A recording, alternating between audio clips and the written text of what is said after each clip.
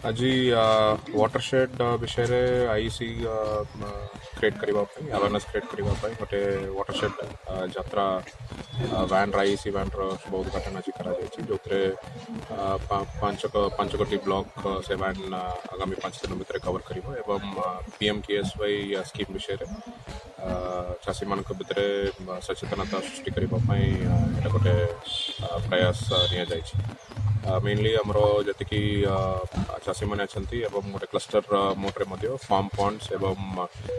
PM KSY जहाँ भी activities अच्छी से रिलेटेड अवेयरनेस सृष्टि कर लाइवलीहुड केमती रूरल लाइवलीहुड्स आगे को नहीं पार से विषय में लोक मान अवगत करें निश्चित भाव आम से लोकल डिमांड्स को लेकर आम एमजी नरेगा कन्वर्जेंस विभिन्न वाटर कंजर्वेशन एक्टिविटीज आम नौ एवं से जो लोकल नाला गुड़ाक नहीं से चेक डैम बनाइबार आरंभ करी फील्ड चैनल में विभिन्न एक्टिविटीज वाटरशेड डिपार्टमेंट एवं ब्लॉक तरफ आईटीडीए तरफ नि जाऊँगी डिपेंडिंग ऑन रिक्वायरमेंट आम आगामी दिन में विभिन्न प्रोजेक्ट्स आम एग्जीक्यूट करने प्रस्तुत।